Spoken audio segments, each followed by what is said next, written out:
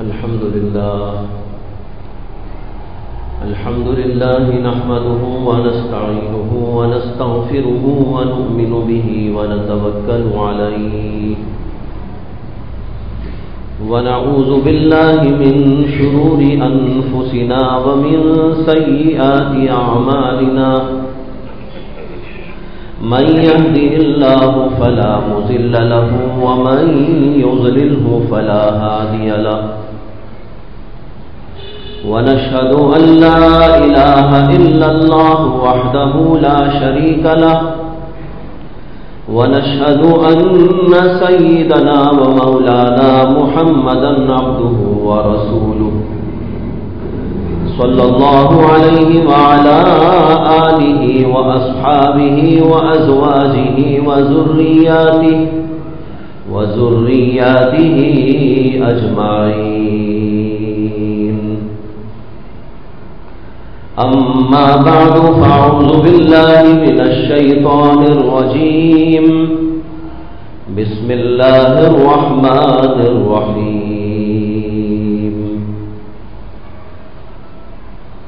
قل إن كنتم تحبون الله فاتبعوني يحببكم الله ويغفر لكم ذنوبكم والله غفور رحيم وقال النبي صلى الله عليه وسلم لا يؤمن أحدكم حتى أكون أحب إليه من ولده ووالده والناس أجمعين صدق الله ورسوله النبي الكريم. محترم حضرات، بھائیوں، بزرگوں اور دوستوں، 2-3 جمعہ سے آپ حضرات کے سامنے اللہ کے نبی علیہ السلام کے حقوق بیان کیے جا رہے تھے کہ امت پر اللہ کے نبی علیہ السلام کے کیا حقوق. میں نے عرض کیا تھا کہ اللہ کے نبی علیہ السلام کے بڑے بڑے 3 حق امت کے اوپر ہیں. پہلا حق اللہ کے نبی علیہ السلام کی عظمت، آپ کی قدر، آپ کی منزلت. اور دوسرا حق اللہ کے نبی علیہ السلام کا ہے آپ سے محبت. اللہ کے نبی سے اگر محبت نہ ہو تو ایمان مکمل نہیں ہو سکتا. اسی لیے اللہ کے نبی علیہ السلام نے فرمایا لا يؤمن احدكم حتى اكون احب اليه من والده وولده والناس اجمعين. تم میں سے کوئی شخص اس وقت تک کامل مومن نہیں ہو سکتا جب تک کہ میں اس کی نظر میں اس کے والدین سے، اس کی اولاد سے اور تمام انسانوں سے سب سے زیادہ محبوب نہ ہو جاؤں. اللہ کے نبی کی ذات ساری دنیا سے محبوب ہونا چاہیے، باپ سے زیادہ محبوب ہونا چاہیے، بچوں سے زیادہ محبوب ہونا چاہیے، بیوی سے زیادہ محبوب ہونا چاہیے، دوست احباب رشتہ داروں سے زیادہ محبوب ہونا چاہیے، مال سے، دولت سے، عزیزوں سے سب سے زیادہ محبوب ہونا چاہیے. جب تک اللہ کے نبی کی ایسی محبت دل میں نہ ہو مومن کامل مومن نہیں ہو سکتا.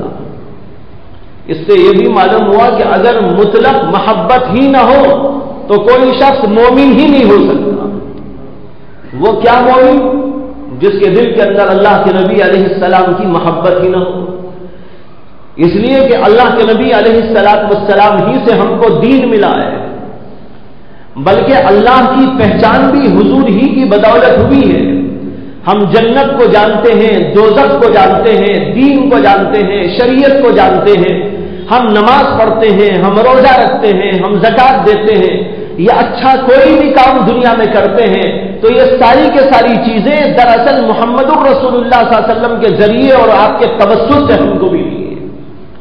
اگر اللہ کے نبی نہ آتے تو ہمیں اور آپ کو کیا خبر ہوتی کہ اللہ کیا ہے. ہمیں اور آپ کو کیا معلوم ہوتا کہ اللہ کے بارے میں کیا عقیدہ رکھنا چاہیے؟ ہمیں کیا معلوم ہوتا کہ جنت ہے، دوزخ ہے؟ ہمیں کیا معلوم ہوتا کہ آخرت آنے والی ہے؟ ہمیں کیسے پتا چلتا کہ نماز کیا چیز ہے، نماز کی برکتیں کیا ہیں، نماز کی فضیلتیں کیا ہیں، دین کیا ہے، شریعت کیا ہے، اس کے احکام کیا ہیں؟ یہ ساری کے ساری چیزیں تو دراصل محمد رسول اللہ صلی اللہ علیہ وسلم کے طفیل میں معلوم ہوئی ہیں۔ اس لیے اگر یوں کہا جائے تو غلط نہیں کہ ہم کو خدا بھی حضور ہی کی بدولت ملا ہے۔ اب خدا بھی حضور ہی کی برکت سے ملا، اور جنت بھی، دوزخ بھی، اور یہ ساری چیزیں بھی اللہ کے نبی کے بتانے سے ہم کو معلوم ہوئی ہیں۔ تو ہم کو اندازہ کرنا چاہیے کہ اللہ سے جیسی ہماری محبت کامل ہونا چاہیے، مکمل ہونا چاہیے، اسی طرح محمد رسول اللہ صلی اللہ علیہ وسلم کی محبت بھی بڑی کامل اور مکمل ہونا چاہیے۔ لیکن اب صرف محبت کے دعوے رہ گئے ہیں، لیکن حقیقت میں محبت نہیں۔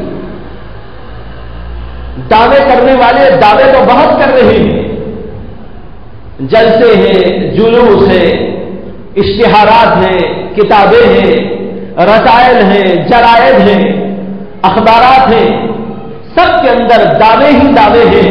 لیکن بھائیوں، حقیقت میں محبت ہو تو ایسی ہو جیسے کہ حضرات صحابہ کرام رضوان اللہ تعالی مجمعین کو محبت تھی اللہ کے نبی علیہ الصلوۃ والسلام سے۔ روایات میں آتا ہے کہ حضرت سیدنا ابن عباس رضی اللہ تعالی عنہ کے بارے میں کہ جب وہ بستر پر لیٹتے تھے تو بستر پر لیٹ کر یوں کہتے جاتے تھے، اللہ کے نبی کی یاد سے نیند نہیں آ رہی، اللہ کے نبی کی محبت کی وجہ سے نیند نہیں آ رہی، کروٹیں بدلتے رہتے تھے، کروٹیں بدلتے رہتے تھے۔ یہ تھی اللہ کے نبی سے محبت۔ ایک صحابی کو جن کا نام ہے حضرت عبداللہ ابن عباس رضی اللہ تعالی عنہ،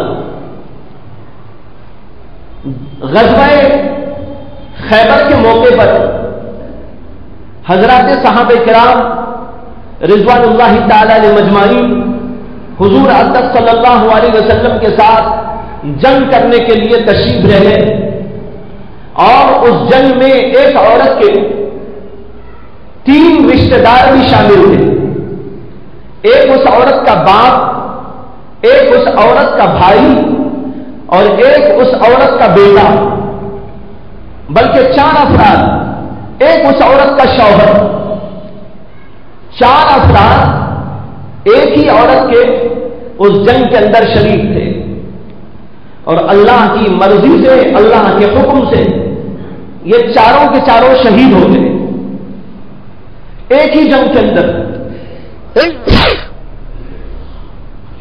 ایک ہی جنگ کے اندر چاروں کے چاروں شہید ہو گئے، بیٹا بھی شہید ہو گیا، اور باپ بھی شہید ہو گیا، بھائی بھی شہید ہو گیا، اور اس کا شوہر بھی شہید ہو گیا۔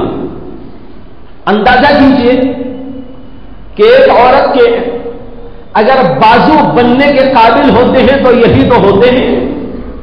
اول تو باپ ہوتا ہے، باپ کے بعد اگر بھائی ہے بڑا تو وہ بھائی بنتا ہے، اور اگر شادی ہو گئی تو وہ شوہر اس کا بنتا ہے، اور شوہر کے بعد اس کی اولاد ہوتی ہے جو اس کے لیے سہارا بنتی ہے۔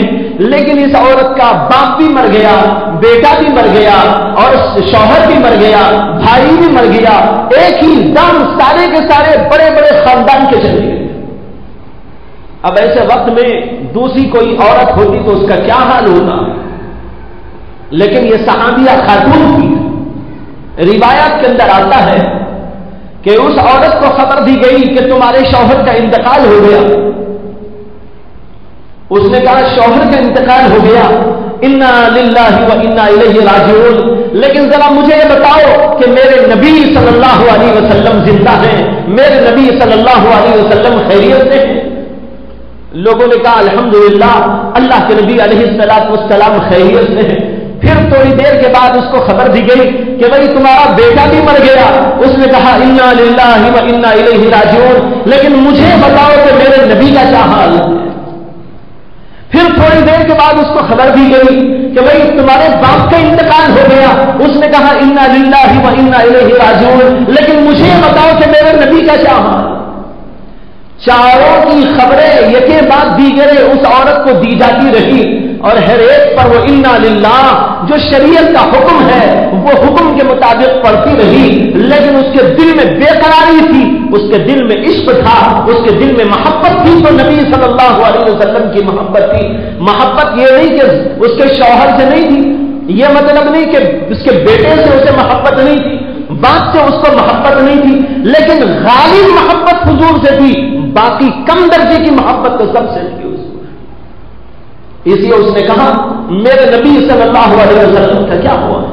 عورت کو بتایا گیا کہ اللہ کے نبی علیہ السلام صحیح سلامت موجود ہیں، تو اس عورت کی زبان سے نکلا اگر نبی زندہ ہے تو کسی کے جانے کا کوئی افسوس نہیں ہے۔ یہ ہوتی ہے محبت جب کسی کے دل میں اللہ کے نبی علیہ السلام کی آتی ہے۔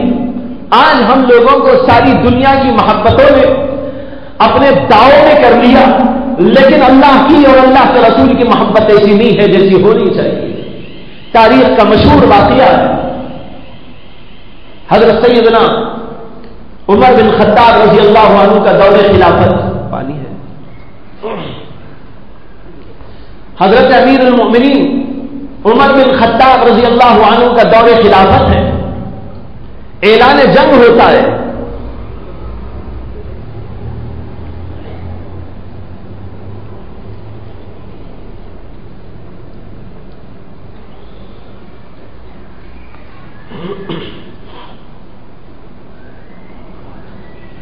اعلان جنگ ہوتا ہے، صحابہ کرام تیاری میں لگ جاتے ہیں۔ ایک عورت جن کا نام تھا حضرت خنسا رضی اللہ تعالی عنہا، بہت بہادر قسم کی عورت تھی، بہت بڑی شاعرہ تھی، زمانے جاہلیت میں بھی ان کے اشعار کا چرچا تھا، بڑی دھوم ہوتی تھی ان کے اشعار پر۔ اسلام لے آئی اور پھر اسلام کے اندر بھی انہوں نے بہت نام کمایا، بڑی بہادر قسم کی خاتون تھی۔ جب حضرت سیدنا امیر المؤمنین عمر بن خطاب رضی اللہ تعالی عنہ کے دور خلافت میں اعلان جنگ ہوتا ہے تو اپنے 4 بیٹوں کو بلا کر خطبہ دیتی۔ چاروں جوان بیٹے تھے، لحیم و شہید تھے، بڑے بڑے پہلوان تھے۔ ان چاروں بیٹوں کو جمع کیا اور بیٹوں کے سامنے انہوں نے خطبہ دیا۔ خطبے کا خلاصہ یہ تھا کہ بیٹوں کو انہوں نے کہا کہ اے میرے بیٹوں، میں نے تم کو پالا اور پوسا ہے، میں نے تم کو تعلیم و تربیت دی ہے، میں نے تمہیں ورزش سکھائی ہے، میں نے تم کو پہلوانی کے جوہر بتائے ہیں، میں نے تمہیں ساری خوبیوں سے آراستہ پیراستہ کیا ہے، اس میں میں نے کوئی کمی نہیں کی، لیکن ایک بات سن لو کہ میں نے تم کو جو تعلیم دی، میں نے تم کو جو تربیت دی، میں نے تو تم کو پہلوان بنایا، میں نے تمہارے اندر بڑے جوہر پیدا کیے، یہ سارے کے سارے اس لیے پیدا کیے تھے کہ یہ ساری طاقتیں، یہ ساری خوبیاں، یہ تمہارے سارے اوزار، یہ تمہارے سارے کے ساری اچھائیاں دین اسلام پر نچھاور ہو جائے، محمد صلی اللہ علیہ وسلم کے دین پر۔ میں نے اس لیے تم کو لکھایا پڑھایا نہیں تھا، میں نے اس لیے تم کو جوان و پہلوان نہیں بنایا تھا کہ تم کھا کھا کر زندگی یوں ہی گوا دو، بلکہ تمہاری زندگی کا ایک ایک حصہ دین محمدی پر قربان ہو جائے، اس کے لیے میں نے تم کو تیار کیا تھا۔ اس کے بعد کہنے لگی کہ اب اعلان جہاد ہو گیا ہے، میری خواہش ہے، میری تمنا ہے کہ تم سب پوری جوان مردی کے ساتھ جہاد کے اندر شریک ہو، دین اسلام کے لیے قربانیاں پیش کرو، اور کافروں سے مقابلہ کرنے کے بعد دنیا کے اندر دین اسلام کا پرچم لہرا دو۔ اگر تم سے نہیں ہو سکتا تو دوسری صورت یہ ہے کہ تمہارے خون کا آخری خطرہ دین اسلام کے اوپر بہا کر آؤ، میں تم کو زندہ واپس آنا نہیں دے گا۔ یہ انہوں نے تقریر کی۔ اس تقریر کا بڑا زبردست اثر ہوا۔ چاروں کے چاروں بیٹے ویسے ہی پہلے ہی سے تیار تھے، ماں نے یوں ہمت بڑھائی اور پھر اس کے بعد چاروں کے چاروں بچے تیار ہوئے۔ ماں نے خود ان کو تیار کیا، کپڑے پہنائے اور ہتھیار سے ان کو آراستہ پہراستہ کیا اور ان کو شاباشی دی اور پھر اس کے بعد سلام کر کے بھیج دیا اور وہ جا کر جنگ کے اندر شریک ہو گئے۔ جنگ کسی اور موقع پر ہو رہی تھی، کفار کے مقابلے میں حضرت امیر المؤمنین کے حکم سے فوجیں چلی اور وہاں پر جا کر جہاد ہوا، اور جہاد کے اندر یہ ہوا کہ یہ سارے کے سارے چاروں کے چاروں جوان اس کے اندر شہید ہو گئے۔ جب چاروں جوان شہید ہو گئے اور ان کی لاشوں کو لا کے رکھا گیا اور ماں کو بلا کر کہا گیا کہ تمہارے چاروں کے چاروں بیٹے شہید ہو گئے، ان کی یہ لاشیں لا کے رکھی گئی ہیں، تو اب سوچ لیجیے کہ اور کوئی ماں ہوتی تو اس کا کیا حال ہوتا۔ روتے روتے روتے معلوم نہیں کہ وہ کیا سے کیا ہو جاتی اور بے خبری کی زندگی گزارتی اور زبان پہ معلوم نہیں کیا کیا اس کے جملے آتے، اللہ کو ناراض کرنے والے، اللہ کے لیے شکایتوں کا پلندہ، جیسے کہ عورتیں کسی کے مر جانے پر کہہ دیا کرتی ہے اللہ کو مارنے کے لیے کوئی نہیں تھا، میرا بچہ ہی ملا تھا، میرا شوہر ہی ملا تھا، میرا باپ ہی ملا تھا، میرا بھائی ہی ملا تھا، دنیا میں بہت سے تھے ان کو کیوں نہیں مارا۔ اس طرح کے جملے اللہ کی شان میں گستاخی کرتے ہوئے بہت سی عورتوں کی زبان سے نکل جاتی ہے۔ یہ اللہ کی بندی جس نے اپنے نوجوان بچوں کو اللہ کی محبت میں، اللہ کے رسول کی محبت میں، اللہ کے دین کی محبت میں، اللہ کے نبی صلی اللہ علیہ وسلم پر اپنے بچوں کو قربان کرنے کے جذبے سے جب بھیج کر ان کی لاشوں کو دیکھا ہے تو کہنے لگی الحمدللہ الحمدللہ، جس کام کے لیے میں نے بچوں کو تیار کیا تھا میرے بچے اس کے لیے کام آ گئے۔ یہ کہہ کر بہت خوشی کا مظاہرہ کیا۔ لوگوں نے کہا کہ حضرت چار بیٹے آپ کے نوجوان یہ سب کے سب شہید ہو گئے اور آپ کی زبان سے الحمدللہ نکل رہا ہے، انا للہ نہیں نکل رہا ہے۔ تو انہوں نے کہا مجھے اس سے بڑی خوشی کیا ہو سکتی ہے کہ میرے بچوں کو اسی جذبے سے میں نے تیار کیا تھا کہ ان کا ایک ایک خون کا قطرہ دین اسلام کے اوپر قربان ہو جائے۔ آج مجھے زندگی میں اللہ نے اس بات کو اپنی آنکھوں سے دکھا دیا ہے، اسے دیکھ کر خوشی نہیں تو اور کیا ہے۔ یہ ہوتی ہے محبت جب کسی کے دل میں اللہ کی، اللہ کے رسول صلی اللہ علیہ وسلم کی آ جاتی ہے تو بھائیوں وہ اس طریقے پر اپنی جان کو، اپنے مال کو، اپنی ہر چیز کو اس کے لیے قربان کرنے کے لیے تیار ہو جاتا ہے۔ ایسی محبت ہونا چاہیے۔ یہ عرض کرنا چاہتا ہوں صرف دعوے کی محبت تو ہر آدمی کر سکتا ہے، لیکن دعوے کے ساتھ یہ دلیل پیش کر دے اور اس طرح کی محبت ہو جیسے ان صحابہ کرام کو محبت کی، ایسا تو بھائیوں بعد کے دور میں بھی اللہ کے نیک بندے گزرے ہیں، لیکن صحابہ کا مقابلہ کرنے والا کوئی نہیں۔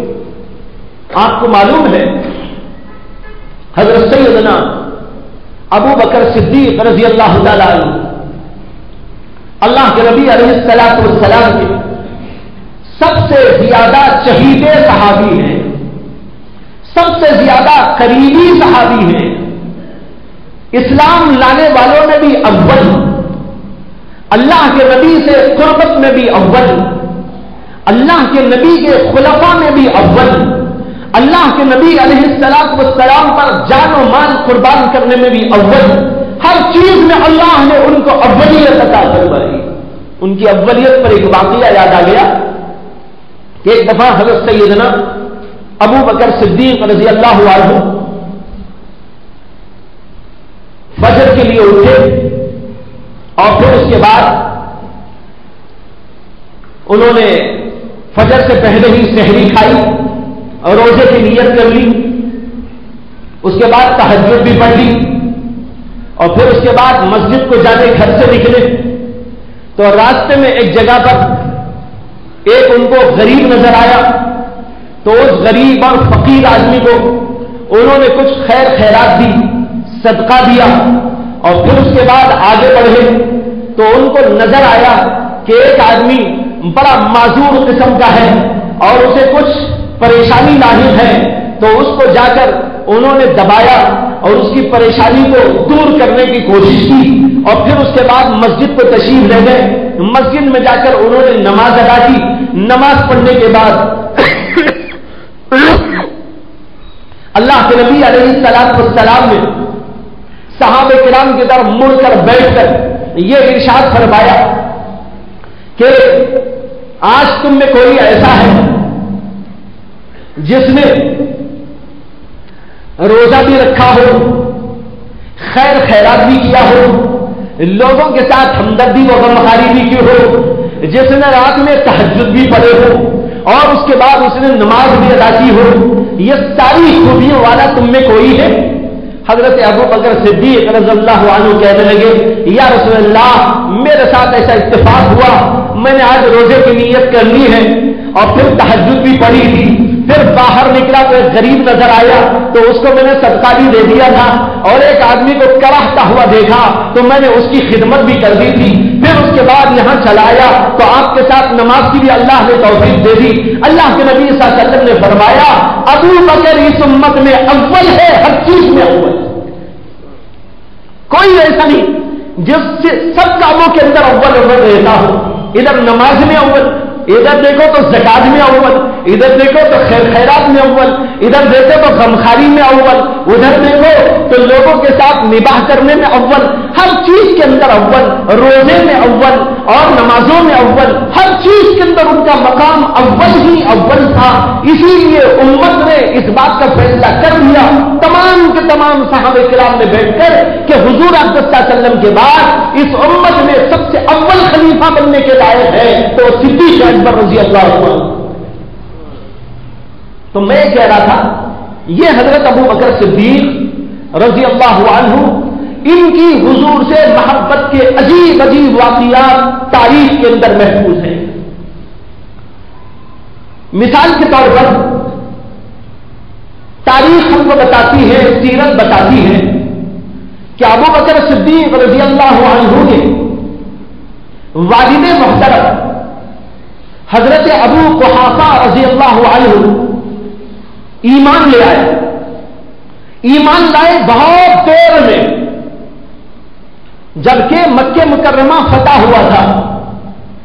فتح مکے کے موقع پر حضرت ابو قحافہ ایمان لائے تھے، بڑے بوڑھے آدمی تھے، پوری داڑھی سفید ہو گئی تھی، سارے بال سفید ہو گئے، اتنے بڑھاپے میں انہوں نے اسلام قبول کیا تھا۔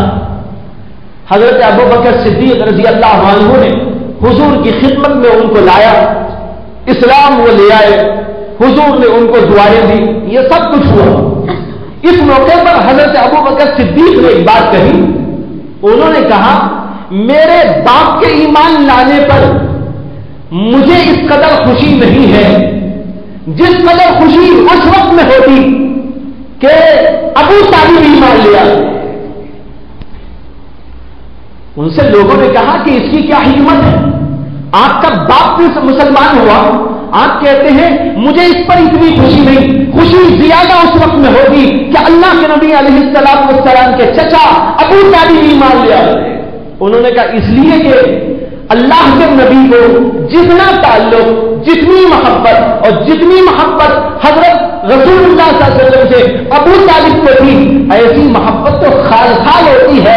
اللہ کے نبی ابو طالب کو چاہتے تھے اور ابو طالب حضور کو چاہتے تھے، لیکن اس کے باوجود وہ ایمان نہیں لائے۔ اس لیے میرا دل کہتا ہے کہ میرے باپ کے ایمان لانے پر حضور کو اتنی خوشی نہیں ہے جس قدر خوشی اس وقت ہوتی کہ ابو طالب ایمان لے۔ حضور کو جس میں زیادہ خوشی، مجھے اس میں زیادہ خوشی ہے، اس لیے میرے باپ کے ایمان لانے پر اس قدر خوشی نہیں جس قدر کے ابو طالب کے ایمان لانے پر مجھے خوشی ہوتی۔ اندازہ کرو کہ اس کے اندر محبت کا کیسا عجیب و غریب جذبہ اندر موجود ہے، مجذب ہے، اس کا تو تصور بھی نہیں کیا جا سکتا۔ حالانکہ باپ کو تو ہر آدمی چاہتا ہے، اور ابو بکر اپنے باپ کے ایمان لانے پر ظاہر ہے بہت خوش تو ہوں گے، لیکن کہتے ہیں اس سے زیادہ خوشی تو مجھے اس وقت میں ہوتی کہ ابو طالب ایمان لے آتے، اس لیے کہ حضور کو بھی اس میں زیادہ خوشی تھی۔ ایک روایت میں آتا ہے کہ جب اللہ کے نبی علیہ الصلوۃ والسلام ہجرت کرنے والے تھے، تمام صحابہ کرام کو اجازت دے دی گئی کہ مکہ چھوڑیں اور مدینہ تشریف لے جائیں۔ حضور نے سب کو اجازت دے دی اللہ کی طرف سے۔ صحابہ کرام ایک بعد دیگر جیسی جیسی ان کی سہولت، جیسے جیسے ان کے حالات مکے کو چھوڑتے رہے، مدینے کو چلتے رہے۔ اس درمیان میں بھی بعض صحابہ کرام کے عجیب احوال پیش آئے۔ مال ادھر ہے، بیوی بچے مکے میں ہیں، خاندان رشتہ دار سب کے سب مکے میں ہیں، لیکن صرف اللہ کے نبی کی محبت میں مال کو، جائیداد کو، املاک کو، بیوی بچوں کو، سارے خاندان اور رشتہ داروں کو، اپنے محبوب ترین وطن مکہ مکرمہ کو، سب کو چھوڑ کر اللہ کے نبی کے ساتھ جانے کے لیے تیار ہو گئے۔ یہ محبت نہیں تو اور کیا ہے؟ یہ محبت کا اعلیٰ درجہ تھا کہ ساری دنیا کو چھوڑ دی، بیوی بچوں کو چھوڑ دیا، سب کو چھوڑ کر اللہ کے نبی صلی اللہ علیہ وسلم کی محبت میں مدینہ تشریف لے گئے۔ جیسے کہ روایات میں آتا ہے حضرت ابو سلمہ حضور کے صحابی، ان کی بیوی حضرت ام سلمہ، یہی وہ ابو سلمہ ہیں جن کے انتقال کے بعد یہی ام سلمہ سے اللہ کے نبی علیہ الصلوۃ والسلام کا رشتہ ہوا اور وہ حضور کی زوجہ بن گئی۔ یہ حضرت ابو سلمہ اپنی بیوی ام سلمہ اور اپنے چھوٹے سے بچے سلمہ کو لے کر مدینے کی طرف چلنے کے لیے مکے سے نکلتے ہیں۔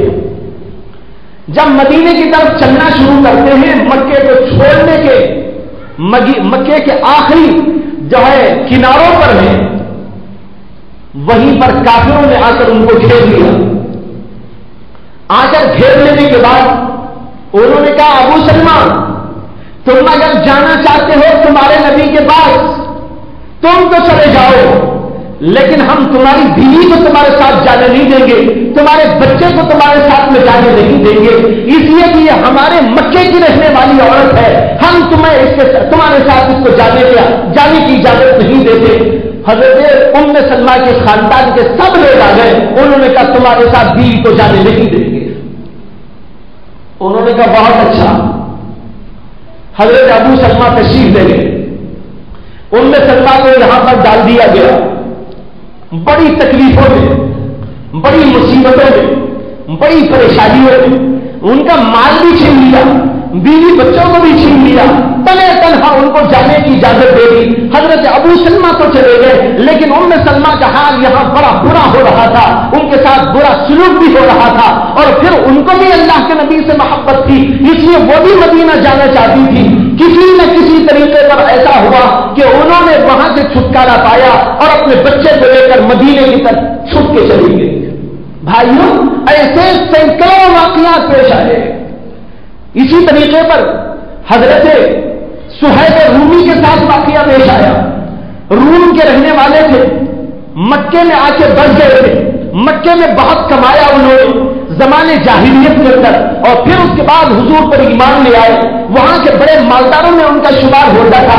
جب حضرت سہیب رومی رضی اللہ عنہ وہاں سے اپنا مال اور ضرورت کی چیزیں لے کر مدینے کی طرف جانے کا ارادہ کرتے ہیں تو سارے مکے والے ان کو گھیر لیتے ہیں اور کہتے ہیں کہ اب تو اے سہیب اگر تم یہاں سے جانا چاہتے ہو تو تنہا تم چلے جاؤ، ہم تمہارے اوپر ایک کپڑے کی تار بھی یہاں سے جانے نہیں دیں گے، تمہارے اوپر کپڑے کی ایک تار بھی جانے نہیں دیں گے، تم جاؤ تو ننگے تنہا یہاں سے چلے جاؤ، اس لیے کہ جب تم مکے میں آئے تھے تمہارے پاس کچھ نہیں تھا، یہاں مکے میں تم نے کما کر یہ ساری جائیداد، یہ مال دولت بنایا ہے، یہ مکے کا مال ہے، مکے کا مال مدینے میں کیوں جائے، ہم تمہارے ساتھ اس کو جانے نہیں دیں گے۔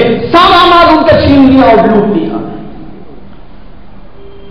اور ایک چادر پر حضرت صہیب کو چھوڑ دیا. حضرت صہیب نے کہا کہ مجھے نہ اس مال کی ضرورت ہے، نہ یہاں کی جائیداد کی ضرورت ہے، نہ ان کپڑوں کی ضرورت ہے، نہ کسی اور چیز کی ضرورت ہے. مجھے ضرورت ہے تو مجھے میرے خدا کی ضرورت ہے، میرے نبی کی ضرورت ہے، مجھے اللہ اور اللہ کے رسول کی ضرورت ہے. اس لیے میں سب کو لات مار کے آگے چلے جاتا ہوں. بتاؤ کیسی محبت تھی. ساری جائیداد، سارا مال، سب کچھ تک دیا اور چھوڑ کے چلے گئے، اور صرف اس لیے چلے گئے کہ اللہ کے نبی کا حکم تھا مکے کو چھوڑنا ہے، مدینے کو جانا ہے. یہ اللہ کے رسول کی محبت کی وجہ سے. تو ایسے ایک دو نہیں بھائیوں، سینکڑوں واقعات ہیں، اور سینکڑوں واقعات میں یہی بات نظر آتی ہے تمام صحابہ کرام کے درمیان میں کہ ان کو عشق خداوندی نے اور عشق محبتی نے اس طرح چور چور کر دیا تھا کہ دنیا کی محبت کے لیے ان کے ہاں کوئی جگہ نہیں تھی. حضرت ابو بکر صدیق کی بات عرض کر رہا تھا. تمام صحابہ تو چلے گئے، لیکن حضور نے ان سے کہہ دیا تھا کہ ابو بکر ہجرت کے وقت تم میرے ساتھ میں چلو گے، تنہا نہیں. چنانچہ وہ انتظار میں تھے کہ اللہ کے نبی کب چلیں گے یہاں سے. اللہ کے نبی علیہ السلام کو ایک رات میں حکم آیا کہ تم کو بھی مدینہ جانا ہے، مکہ چھوڑنا ہے. حضور کے جانے سے پہلے کئی 100 صحابہ جو مدینے مکے میں رہنے والے ایمان لا چکے تھے، وہ سب کے سب چلے گئے تھے. اب یہاں سوائے ابو بکر صدیق اور ایک 2-4 صحابہ کے جن کو جانے کا موقع نہیں ہو سکا، ان کے سوا کوئی نہیں ہے مسلمان. اللہ کے نبی علیہ السلام کے خلاف سازش ہوتی ہے اور اللہ کے نبی صلی اللہ علیہ وسلم کے گھر کا محاصرہ کر لیا جاتا ہے. رات کی تنہائی میں اللہ کے نبی علیہ السلام گھر میں ہیں، آرام فرما ہے، اور سارے چاروں طرف سے اللہ کے نبی علیہ السلام کے گھر کا محاصرہ کر لیا جاتا ہے. اور اسی وقت اللہ کے نبی کے پاس جبریل فرشتہ آ کر کہتا ہے اللہ نے آپ کو اجازت دے دی، بلکہ حکم دیا ہے کہ اب راتوں رات آپ نکل جائے اور مدینے کی طرف چل جائے. اور یہ بھی کہتے ہیں کہ یا رسول اللہ چاروں طرف کافر ہیں، انہی کافروں کے درمیان سے آپ کو نکل کے جانا ہے. اللہ چاہتا تو اس کے پہلے بھی حضور کو بھیج سکتا تھا، گھر کا محاصرہ ہونے سے پہلے ہی بھیج سکتا تھا، لیکن حضور کے معجزوں کو دکھانا تھا اور اللہ اپنی قدرت کا تماشا لوگوں کو دکھانا چاہتا تھا. میں جو چاہتا ہوں وہ ہوتا ہے، جو تم چاہتے ہو وہ نہیں ہوتا، جو کافر چاہتا ہے وہ نہیں ہوتا، جو انسان چاہتا ہے وہ نہیں ہوتا، جو خدا چاہتا ہے وہ ہوتا ہے. چاروں طرف سے محاصرہ ہے کافروں کا. اور کیوں محاصرہ ہے؟ انہوں نے یہ طے کر رکھا ہے کہ صبح کی نماز کے لیے محمد صلی اللہ علیہ وسلم جب اپنے گھر کے باہر نکلیں گے تو سارے کافر ایک دم ان کے اوپر حملہ کریں گے اور ان کو ختم کر دیں گے. اب اس موقع پر جبریل آ کر کہتے ہیں اللہ نے آپ کو حکم دیا ہے باہر جانے کا. حضور کے ذرا دل گردے کا بھی اندازہ کرو، حضور کی ہمت، حضور کی شجاعت، حضور کی بہادری کا بھی اندازہ کرو. چاروں طرف سے کفار، اللہ کا حکم نازل ہوتا ہے، کافروں کے درمیان سے آپ کو نکل کے جانا ہے. ان کافروں کے درمیان سے جو آپ کے گھر کا محاصرہ اس لیے کیے ہوئے ہیں کہ آپ کو ختم کرنے کے لیے انہوں نے ٹھان رکھی ہے، اب درمیان سے آپ نکل کے جائیں گے. حضور کہتے بہت اچھا، آمنا صدقنا، خدا کا حکم ہے تو مجھے کیا کرنا ہے؟ میرے خدا نے حکم دیا، دینے والا خدا حکم کا، وہی بچانے والا خدا بھی ہے. حضور اقدس صلی اللہ علیہ وسلم اپنے بچھونے پر حضرت علی کو سلا دیتے کہ علی تم میرے بچھونے پر سو جاؤ، اور ان سے کہتے ہیں میرے پاس کچھ لوگوں کی امانتیں ہیں.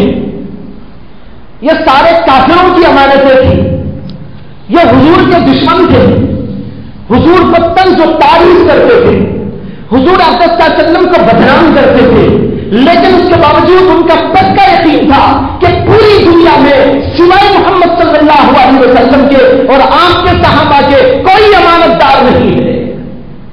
امانت ملے گی تو محمد کے پاس، صداقت ملے گی تو محمد کے پاس، اس لیے کہ یہ الامین ہے، یہ الصادق ہے.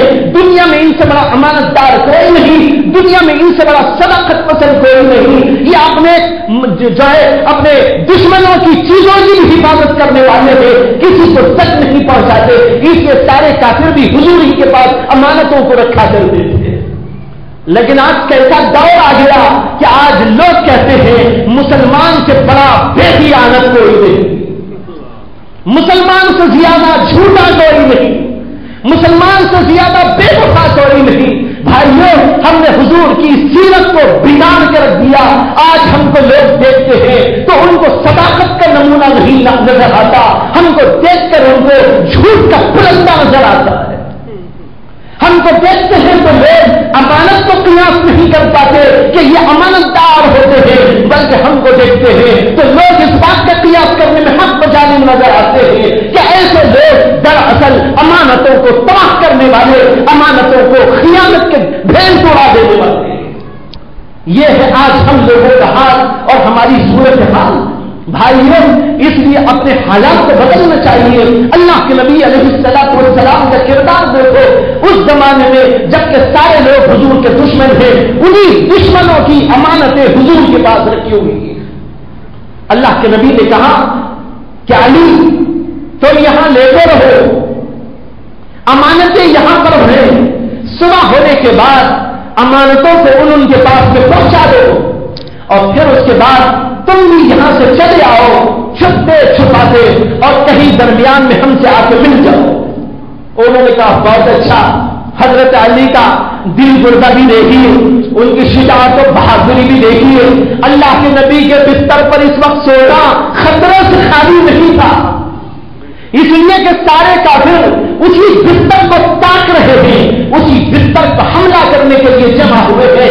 لیکن اسی بستر پر جب اللہ کے نبی حکم دیتے ہیں علی تم سو جاؤ تو آرام سے سو جاتے ہیں. کیا بہادری تھی، کیا اللہ پر یقین تھا. بہادری کو چھوڑیے، بہادر بڑے سے بڑا ہو وہ یہاں بھی آ کے جو ہے ڈھیلا پڑ جاتا ہے. لیکن یہ تو بہادری نہیں تھی، یہ دراصل خدا پر اعتماد تھا، یہ اللہ پر توکل تھا، اللہ پر بھروسہ تھا، اللہ کی توحید پر بے نظیر قسم کا پکا عقیدہ تھا کہ جو خدا چاہتا ہے وہی ہوتا ہے، جو خدا نہیں چاہتا وہ نہیں ہوتا. حضرت علی کو یقین تھا اگر مجھے مرنا ہے اس سے اچھا کیا ہوگا کہ حضور کے بستر پر حضور کے نام سے مر جاؤ، حضور کے بستر پر حضور کے نام سے مر جاؤ. اس سے بڑی کیا میرے لیے دولت ہو سکتی ہے. لیکن اگر خدا مجھے بچانا چاہے گا تو دنیا کی کوئی طاقت مجھے بچانے میں رکاوٹ نہیں پیدا کر سکتی. چنانچہ حضرت علی تو سو گئے، حضور اقدس صلی اللہ علیہ وسلم باہر نکلے. کیا شان سے نکلے ہوں گے اور کس قدر بہادری کے ساتھ نکلے ہوں گے. بہادری تو ایک طرف، اعتماد اللہ کی وہ کیا دولت ہوگی، اللہ کی توحید پر وہ کیا بھروسہ ہوگا، اللہ پر کس قدر یقین ہوگا. اس یقین کے ساتھ اللہ کے نبی باہر نکلتے ہیں، ایک مٹھی مٹی اٹھاتے ہیں اور اس کے اوپر شاہد الوجوہ ایک لفظ پڑھتے ہیں، پھونک مارتے ہیں اور یوں پھینک دیتے ہیں. جتنے کافر وہاں موجود تھے سب کے آنکھوں میں وہ پڑ جاتی ہے، گویا کہ سب کے سب نابینا ہو جاتے ہیں. اللہ کے نبی وہاں سے نکل جاتے ہیں اور کسی کو پتہ نہیں چلتا کہ یہاں سے محمد نکل کے گئے تھے صلی اللہ علیہ وسلم. اللہ کے نبی آگے بڑھ گئے، صدیق اکبر کو ساتھ لے لیا. یہ واقعہ تو مجھے یاد آ گیا اس لیے سنا دیا، ورنہ تو میں اصل میں صدیق اکبر کی محبت کو سنانا چاہتا تھا، لیکن واقعے کا جوڑ اس سے تھا تو مزہ آ رہا تھا بولنے میں بھی، اس لیے کہ اللہ کے نبی کے ایک بات کے اندر لذت ہے، حلاوت ہے، مزہ ہے، اور سب سے بڑی بات یہ ہے کہ اس کے اندر سوال ہے، اس لیے آپ کو بھی سنا دیا. اللہ کے نبی علیہ السلام حضرت صدیق اکبر کے مکان پہ جاتے ہیں تو ایسے وقت میں جاتے ہیں کہ اللہ کے نبی کا معمول حضرت صدیق اکبر کے مکان پہ جانے کا اس وقت نہیں تھا، بے وقت صدیق اکبر کے دروازے پہ کھٹکھٹ ہوتی ہے. کھٹکھٹ ہوتے ہی صدیق اکبر کہتے ہیں یہ محمد صلی اللہ علیہ وسلم کی کھٹکھٹ ہے. جو محبت والا ہوتا ہے تو اپنے محبوب کی ہر ادا اس کے سینے میں بسی ہوئی ہوتی ہے. کھٹکھٹ کو بھی پہچانتا ہے, محبوب کی کھنجار کو بھی پہچانتا ہے, محبوب کے انداز کو بھی پہچانتا ہے, محبوب کے لب و لہجے کو بھی پہچانتا ہے, محبوب کے اشاروں کو بھی پہچانتا ہے. صدیق اکبر اس کائنات میں حضور کے سب سے زیادہ چہیتے تھے اور حضور صلی اللہ علیہ وسلم کو بھی سب سے زیادہ چاہنے والے تھے. اگر وہ آپ کے اشارے کو نہ پہچانتے تو کون پہچانتا؟ صدیق اکبر رضی اللہ عنہ اپنے گھر کے لوگوں سے کہنے لگے یہ اللہ کے نبی کی کھٹکھٹاہٹ ہے, کھولو دروازہ کھولو. دروازہ کھولا گیا, اللہ کے نبی علیہ السلام تشریف لاتے ہیں. صدیق اکبر کہتے ہیں یا رسول اللہ آپ ایسے وقت تشریف لائے ہیں کہ اس وقت آنے کا معمول نہیں. اللہ کے نبی نے کہا حکم ہجرت ہو چکا ہے اس لیے ہم کو یہاں سے چلنا ہے, تیاری کر لو. صدیق اکبر نے تیاری کا انتظام پہلے ہی کر دیا تھا.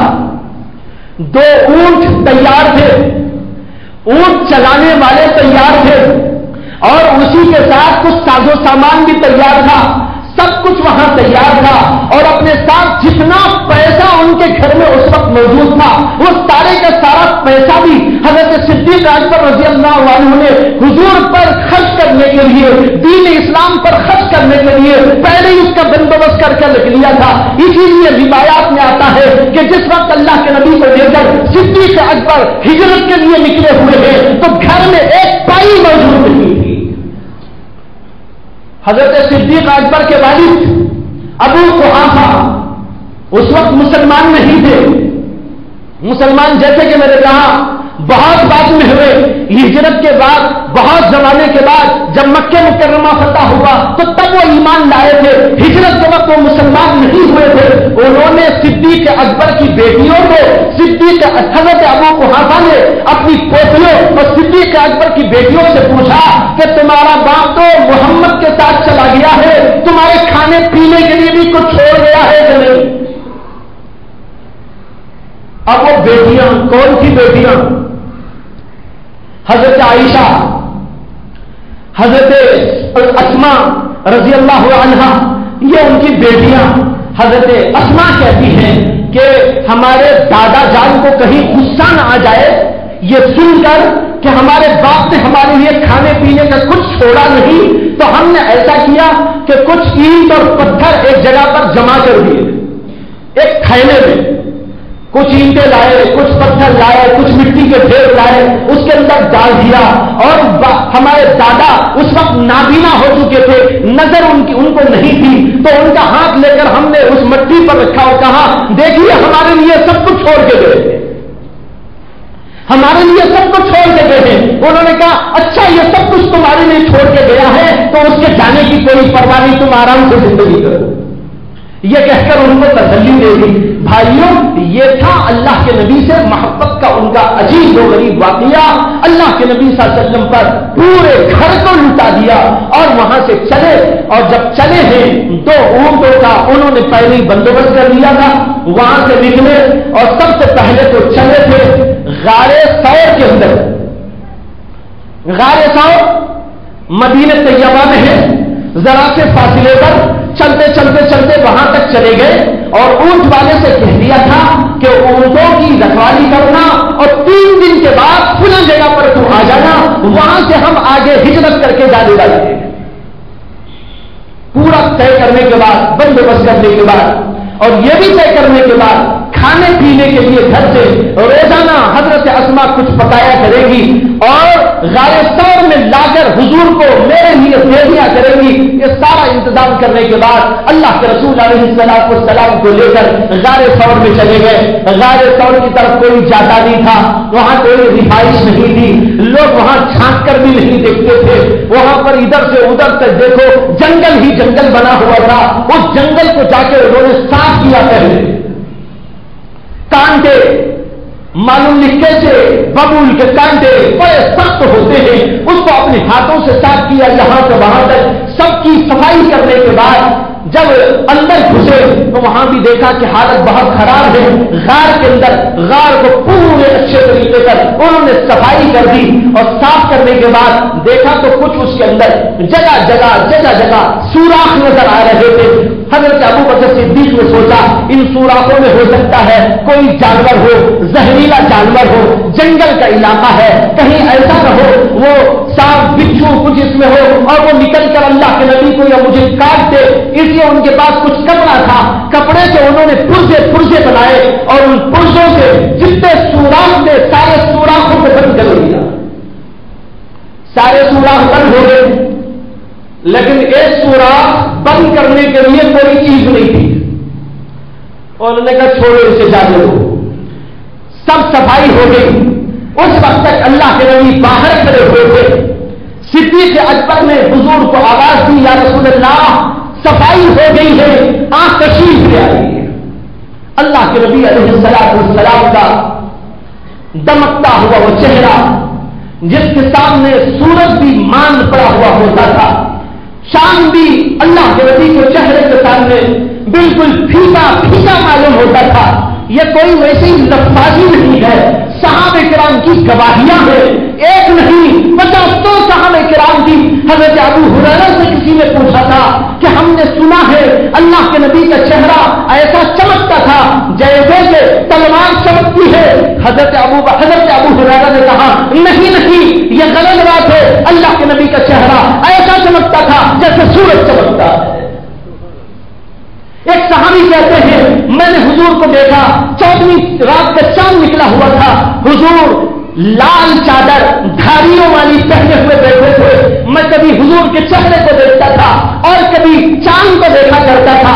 بار بار میں نے حضور کو بھی دیکھا، بار بار میں نے چاند کو بھی دیکھا.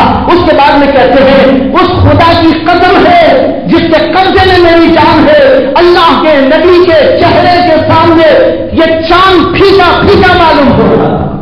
بھائیو ایسی بے پناہ گواہیاں موجود ہیں، بے شمار گواہیاں موجود ہیں. اللہ کے نبی علیہ السلام جب اس چہرے کے ساتھ اپنے اس جو ہے نورانی حلیے کے ساتھ جب اس غار کے اندر داخل ہوئے ہوں گے تو اس غار کی بھی ظاہر بات ہے اللہ نے کیا مقام عطا کر دیا ہوگا اسے کوئی نہیں بیان کر سکتا.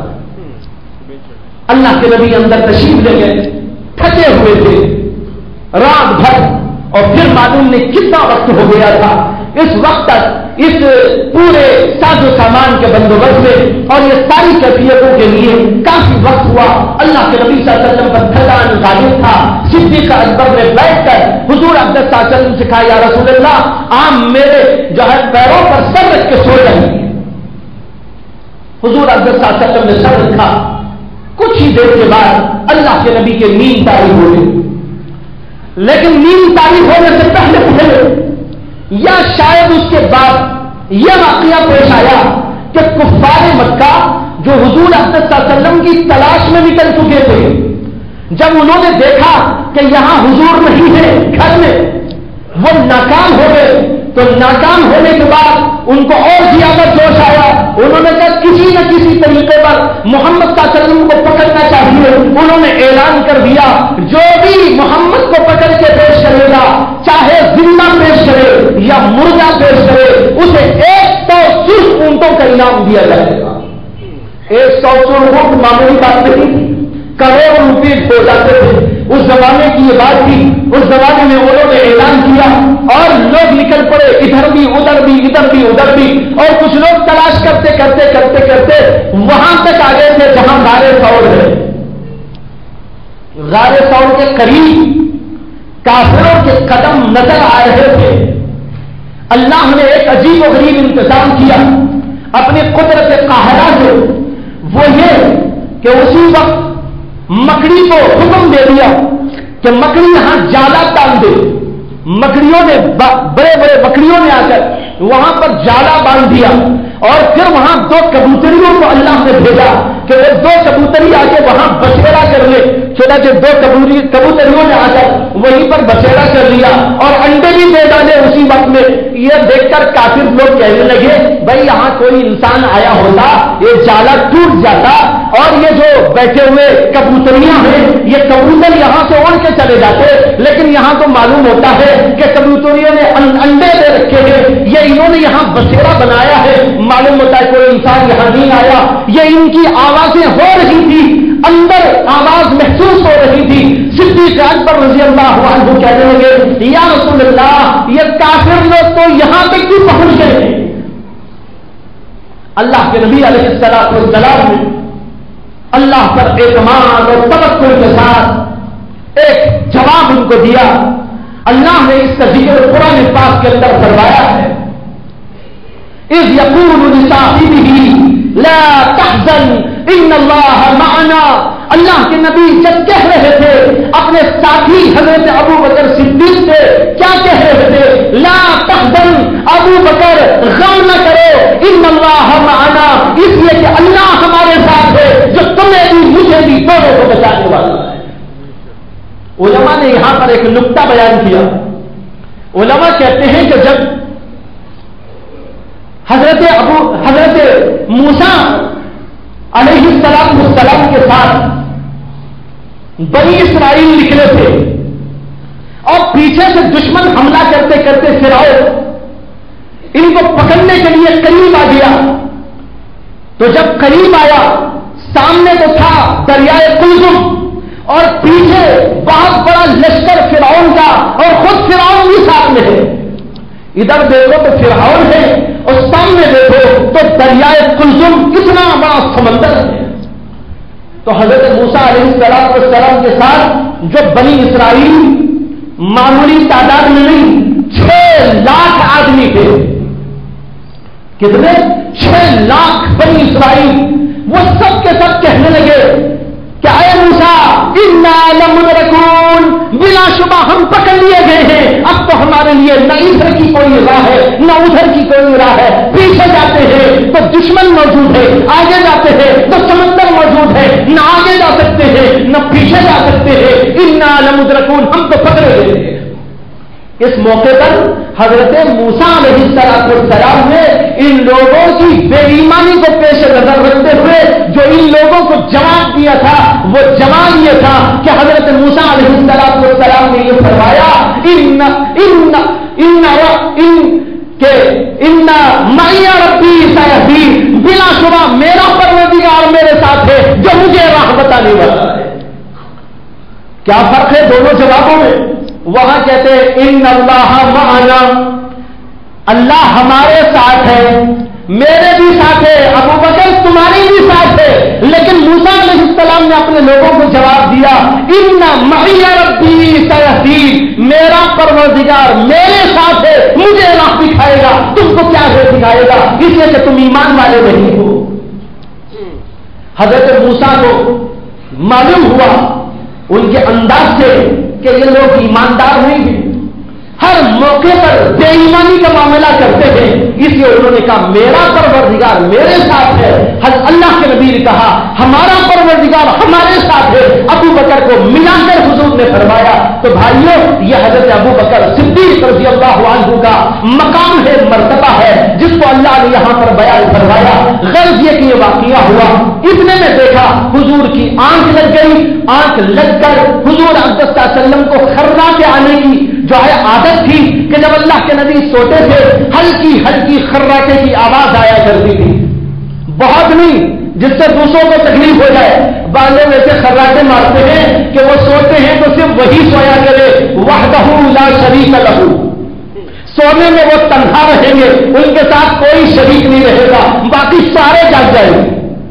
یہ وحدہ لا شریک لہ سوتے ہیں۔ بھائیوں، ایسا سوچا تو دوسروں کو اذیت دینا ہے، لیکن اللہ کے نبی علیہ السلام جب سویا کرتے تھے اللہ کے نبی کو بھی خراٹے آتے تھے، لیکن ہلکے پھلکے ایسے خراٹے کہ جو بڑے ہی لطیف اور بڑے ہی نازک انداز سے ہوتے تھے، سننے والے کو اس سے کوئی اذیت و تکلیف نہیں ہوتی تھی۔ اتنے میں دیکھا سامنے ایک سوراخ ہے جو بند نہیں کیا جا سکا تھا، اس سوراخ سے ایک سانپ جھانک رہا ہے، سوراخ سے سانپ جھانک رہا ہے۔ حضرت ابو بکر صدیق نے اپنا پیر اٹھایا اور اس سوراخ کے اوپر رکھ دیا تاکہ وہ سانپ باہر نہ آنے پائے اور حضور کو کوئی تکلیف نہ دے ڈالے، اس لیے پیر کے اس سوراخ کو اپنے پیر سے حضور نے حضرت ابو بکر صدیق نے بند کر لیا.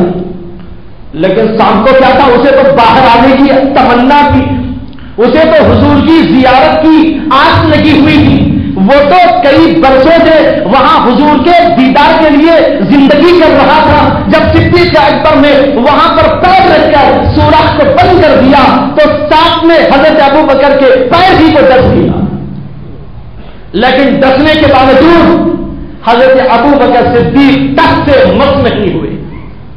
اس نے ڈس کر لیا، لیکن یہ اللہ کا بندہ حضور کی محبت میں ہے، حضور کے عشق میں ہے، کہیں حضور کو تکلیف نہ ہو جائے اس لیے ٹس سے مس نہیں ہوئے، برابر اسی طرح پیر کو جمائے رکھے. لیکن جو ان کو تکلیف ہو رہی تھی، آنکھوں سے آنسو ٹپکنے لگے، آنسو ٹپ کے تو حضور کے چہرے پر پڑ گئے. حضور نے اٹھ کے دیکھا اور پوچھا ابو بکر کیوں روتے ہو؟ کہنے لگے یا رسول اللہ ایک شام یہاں بیٹھا ہے، میں نے پیر وہاں رکھ دیا ہے اور میں نے رکھ دیا تو سانپ نے مجھے ڈس دیا ہے. حضور نے فرمایا کہ اپنا پیر ہٹا دو. پیر ہٹایا، حضور نے اپنا لعاب نکالا، حضرت ابو بکر کے پیر کو لگا دیا. پیر کو لگانا تھا، سارے کا سارا زخم سوکھ گیا اور تکلیف کا دور ہو گئی اور سارے کا سارا زہر اتر گیا. یہ حضور کے دھوپ کا موجودہ تھا. اس کے بعد سانپ نکل آیا. بعض روایات ایسی ہے جو کہتی ہے کہ حضور نے اس سے پوچھا کہ اے سانپ تو نے ان کو کیوں ڈس دیا؟ سانپ کو اللہ نے زبان دے دی. وہ سانپ نہیں تھا، وہ جن تھا. وہ کہنے لگا میں اصل میں ایک جن ہوں، میں یہاں پر آ کر کئی برسوں سے، کئی 100 برسوں سے یہاں پر رہتا ہوں اور اصل میں نے حضرت سیدنا عیسیٰ علیہ السلام کی صحبت اٹھائی ہے. میں ان کی صحبت میں رہا کرتا تھا، میں جن تھا. حضرت عیسیٰ علیہ السلام نے فرمایا تھا کہ ایک زمانہ ایسا آئے گا کہ آخری نبی آنے والے ہیں میرے بعد. وہ نبی آئیں گے، مکے میں پیدا ہوں گے، مدینے کی طرف ہجرت کریں گے. مدینے کی طرف ہجرت کرتے ہوئے وہ غار ثور کے اندر آ کے قیام کریں گے. جب میں نے سنا اسی وقت آ کے یہاں غار ثور میں بیٹھ گیا تھا. جب غار ثور میں آپ تشریف لائیں گے تو آپ کی دید و زیارت کو مشرف ہوں گا. لیکن مجھے انہوں نے منع کر دیا، پیر رکھ کے روک لیا تو مجھے غصہ آیا کہ حضور کی دید و زیارت سے یہ کیوں منع کرتے ہیں، اس لیے میں نے ان کو ڈس لیا ہے. اللہ کے نبی علیہ السلام کی اس میں دید و زیارت کی یہ روایت کے اندر آیا. لیکن اس روایت کی محدثین کے نزدیک کیا پوزیشن ہے مجھے اس وقت تک اس کی تحقیق نہیں ہے. انشاءاللہ تحقیق ہوگی تو اس کے بارے میں عرض کیا جائے گا. مجھے یہاں بتانا یہ تھا کہ حضرت ابو بکر کی حضور سے محبت کو دیکھو کیسی ہے کہ اپنے اوپر یہ زخم برداشت کرنا تیار، زخم برداشت کرنے کو تیار، لیکن حضور کو تکلیف ہو جائے یہ برداشت نہیں کیا. حضرت ابو بکر صدیق رضی اللہ عنہ نے ایسی محبت کے سینکڑوں واقعات صحابہ کرام کے موجود ہیں. اللہ ہم کو بھی آپ کو بھی ایسی سچی اور پکی محبت عطا کرے، ایسی محبت جس کے ذریعے سے ہمارے ایمان میں جینا پیدا ہو، ہمارے اخلاق آنا بڑھے، ہمارے اندر صحیح کردار ابھر آئے اور ہم صحیح معنی میں حضور کی امتی کہلا سکے. وآخر دعوانا ان الحمد للہ رب العالمین.